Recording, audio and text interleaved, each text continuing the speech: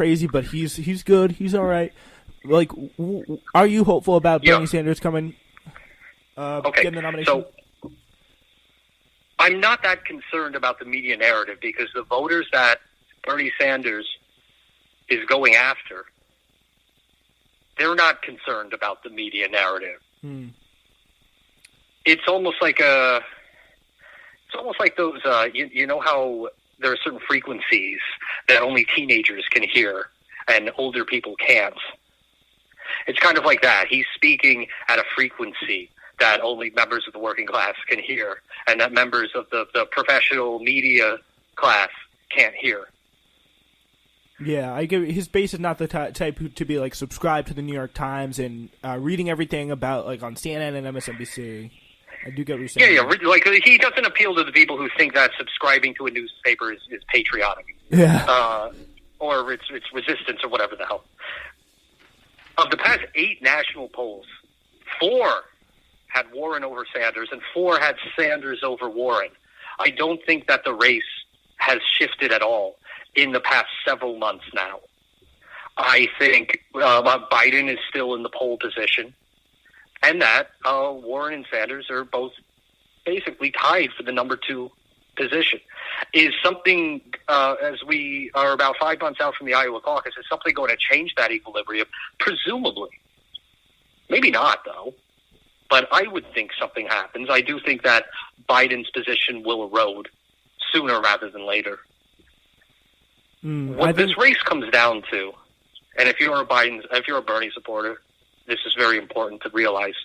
It doesn't come down to what the media narrative is. Of course, the individual actors in the media all hate Bernie, so just get them out of your head.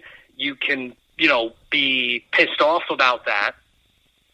You could even send them mean tweets about it, but it doesn't matter. There's nothing you can do to change it. Just recognize it. That they want to make this race into a Biden versus Warren thing, and recognize that it doesn't matter. I mean, you should not want the media to talk about Bernie more, because when they talk about him, they're hostile to him. Let them pretend that the race is between Biden and Warren. Forget about it. The race isn't also going to be decided by the people who support Warren right now. You're not going to be able to disabuse them of their support for Warren. And I think they're basically, if they're in the tank for Warren, they're best ignored. The race is going to be decided by the people who don't pay attention and aren't paying attention to what goes on a day-to-day basis. By people who are in anxiety cases, neurotics on the internet or in the media. It's going to be decided by people who correctly have ascertained that politics doesn't do anything for them, and who are amenable to Bernie Sanders' message, because he is proposing a type of politics where they are engaged and a type of politics that delivers material changes in their life. I think if you spend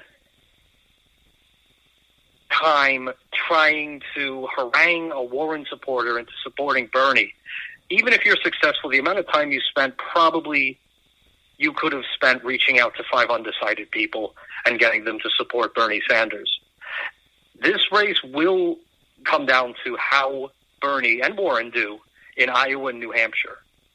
And I believe that Bernie is the best position to win in both Iowa and New Hampshire. And I think winning both will change the narrative of this race. Yeah, that's definitely going to kind of blow a few bubbles if he does do well. All right, Virgil, thank you so much for joining us today. That is all the time we have. It's been an absolute pleasure and really honor as someone who's been a big fan. Thank you for having me. And subscriber of Chapo Trap House to have you on. So thank you so much for that. This has been Newsflash. See you next time.